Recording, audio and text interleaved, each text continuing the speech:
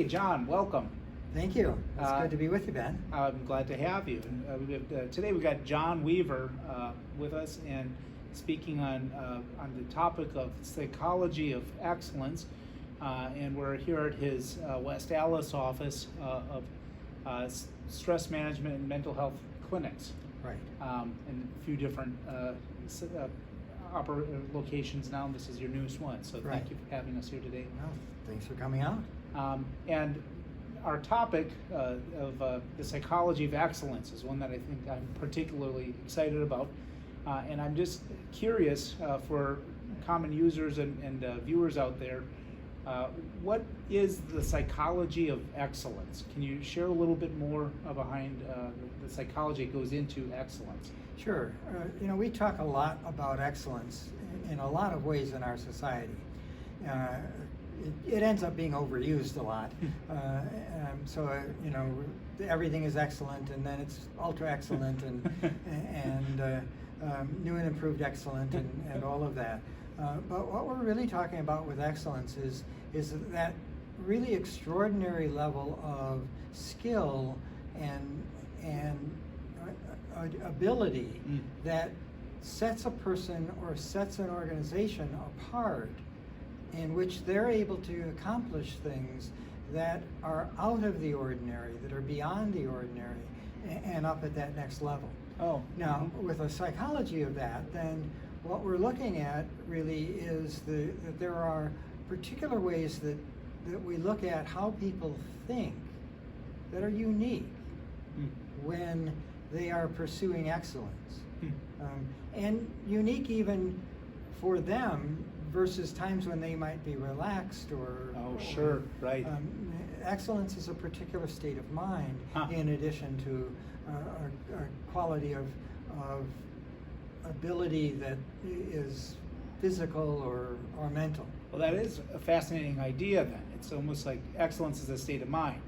We almost think of it as an end goal or a pursuit, the thing that we want to have in the end. And yet it's a process too, a way of being. It is. As such, it's interesting because it is a particular way of being that is, by definition, out of balance. So we often think of someone trying to get into balance so that they can be happy and healthy. Sure. People who are pursuing excellence aren't always happy.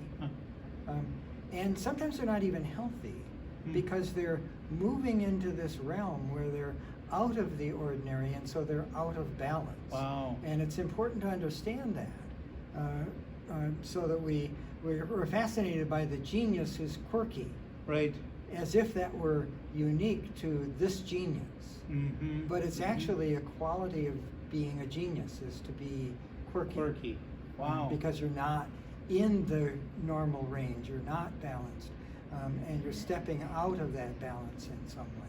So if we're approaching excellence as this kind of phenomena or experience, and we want to kind of like zone in or kind of focus in on aspects of excellence, what is it really underlying excellence?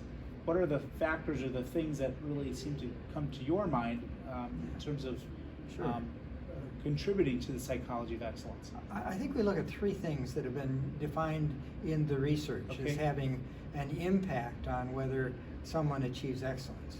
The first is genetics, and that's the person who's born with a particular talent or a particular physical characteristic. In the case of sports, we know that a professional basketball player has a unique kind of body type. Sure, right. That not everybody has. No matter how much I practice, I would never become a professional basketball player because my body isn't that way. So there's that genetic component, the genetics of an artist, the genetics of an academician, genetics of a person who's very innovative in business. That's a contributing factor. Right. The second factor is the factor of practice. So individuals who are talented don't always become excellent. Hmm. Some do. Mm-hmm. But there's a quality of that individuals who are in pursuit of excellence have to be willing to engage in practice. Huh. The third aspect of it is often underappreciated, and that is no one becomes excellent without team support. They're not Huh. excellent in and of themselves. They need others who support them, who contribute to that excellence, who help them to balance themselves, because they need to be this unbalanced person in order for their excellence to be effective. This is all fascinating, and I think if we're looking at something maybe beginning with genetics, and I Mhm. think because many of us do, I think, or have this kind of notion of there are people who are just more, Mhm. they're greater, or they're endowed in a certain Right, area. And right. certainly there seems to be some good science now, or at least some good thought around how genetics plays into excellence. So I was just curious if you could share a little bit Sure. more about that, because that Sure. is something I think is familiar to a lot of us, and we think that way often. One of the early questions in the research on excellence was, is it nature or nurture? Versus nurture, right? Is it something you're born with? Is Mhm. it something that you acquire? Right, Um, right. There clearly is a genetic component. Mhm.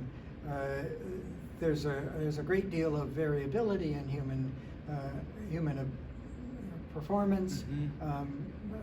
So we've already talked a little bit about the athlete who has a particular body type. Right. And without that body type, it's a non-starter. Sure. An individual who is an artist has to have a particular ability to be sensitive to the Mhm. kind of art that they're doing, Right. whether it's music and having a good ear, or Right. if it's visual art, to be able to see and Mhm. appreciate design and color and all of Sure. that. People who are great academicians have to have a certain level of intelligence that they start with. Right, right. It's important, though, to recognize that genetics is a quality that's necessary for excellence, but it's not in and of itself sufficient. And one of the ways that we see this is when we look at children who are these super geniuses that Right. graduate when they're 12 Right. from college. Yes, Very, right. very few of them go on to contribute in a significant way. Wow, that's interesting. That's It's not that fascinating. none of them do, but very few of them do. Right. And a part of that is because their innate ability isn't enough Huh. to make it to excellence. Right, right. And in fact, what happens is that the additional quality of being willing to put in the time and the effort and the perseverance, Right, when everything comes so easily to you that you can graduate from college by the age of 12, Right. it's hard to develop that ability to work hard at something. it's Just- interesting. And I'm curious too, as I'm hearing you and thinking about genetics in excellence, is that it also doesn't seem as if there's a generic excellent. Right. It's like, you might be endowed towards one area of excellence or the other. Right. But it isn't like you have the DNA of an excellent human being or something of this Well, nature. That's extremely true, and it's a part of this quality of being a genius. You've got to be Sure. you've got to be quirky in an area. So Right. you aren't a genius in everything. Right. You're outside of the normal curve Right. by definition. Right. Then, if you're excellent, you're Probably even Leonardo da Vinci wasn't excellent in everything. right. He was excellent in Right. a particular arena. Right. Right. What's even more interesting with that is that then when we begin to look at it, the different ages in which we can identify this are actually quite distinct. Huh. So you can identify the excellence of a gymnast at a time about 8-9 years of age. Right. Right. The ability to identify who's going to be the genius that comes up with a new theory in an academic realm we can't identify them at an early age. Huh.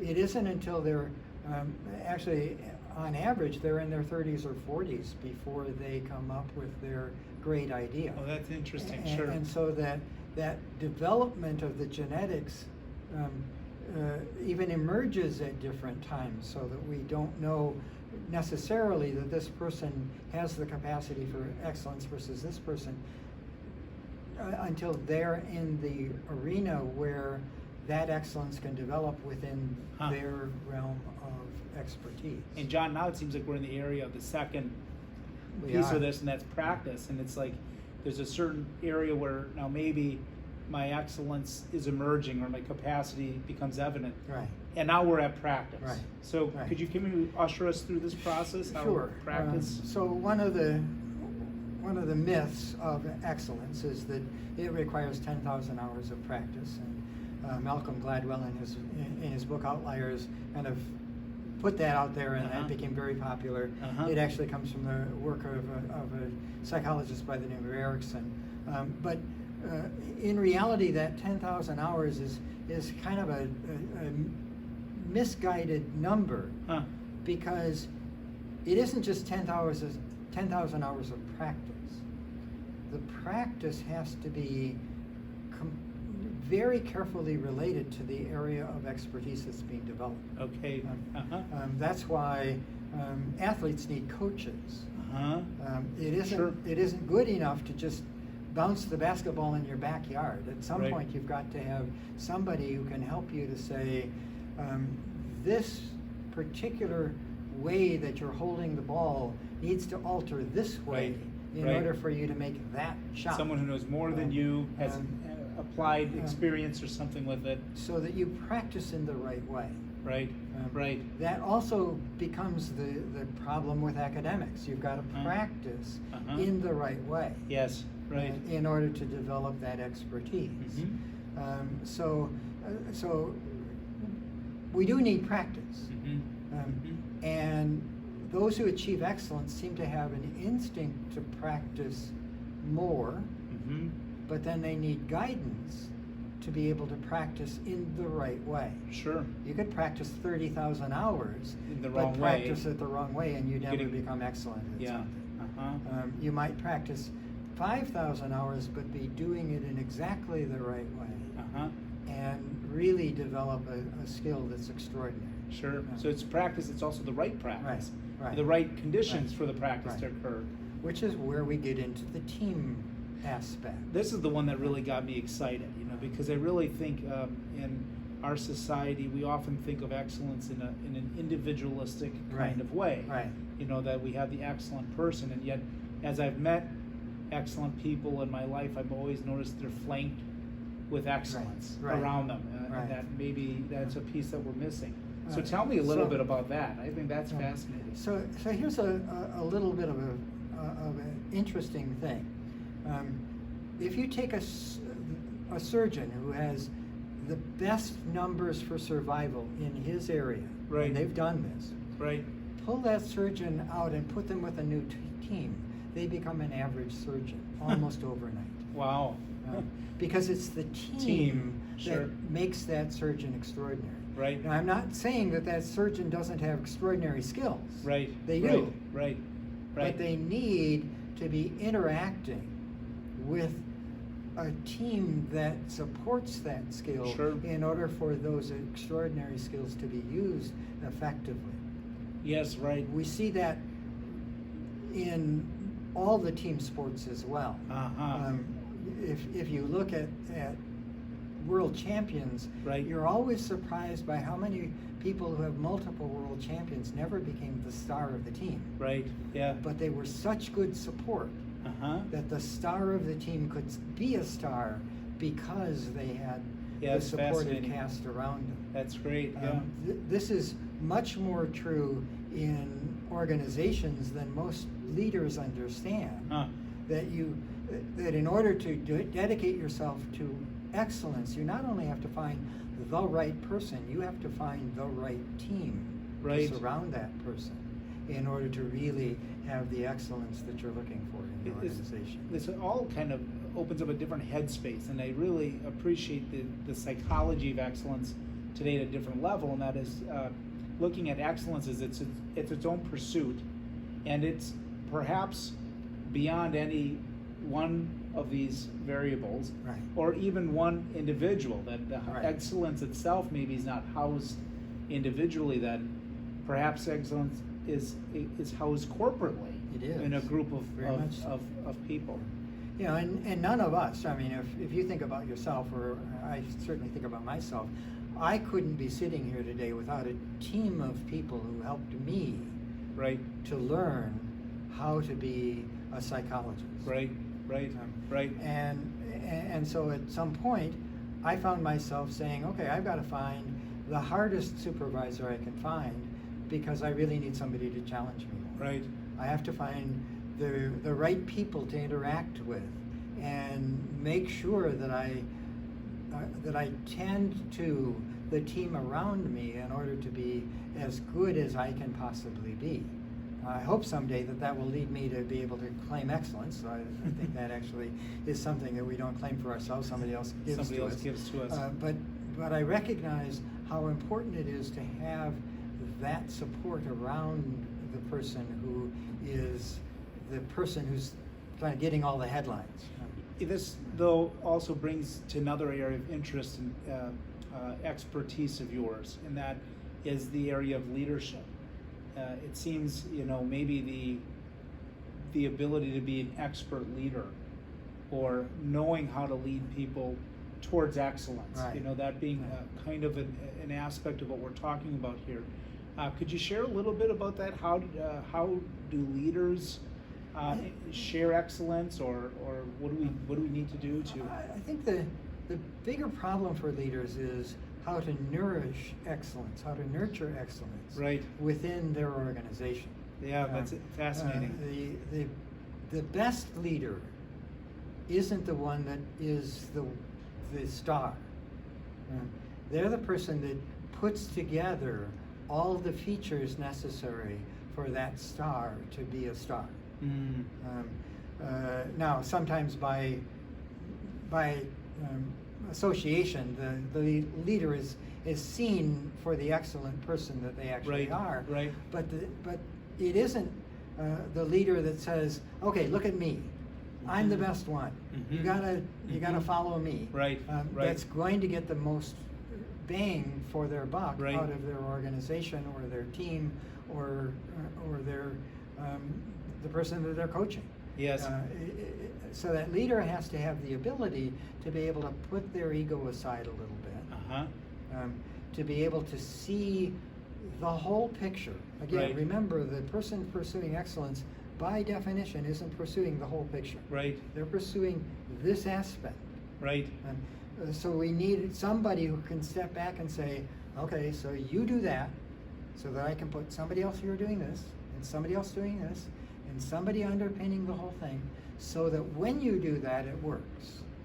Yes. And that leader then has a unique kind of ability to be able to draw the best out of people at a variety of different levels, including oftentimes we see on these teams, the star is getting all this attention, and other people in the team would like to be the star, Right. and the leader has to figure out how to keep that balance.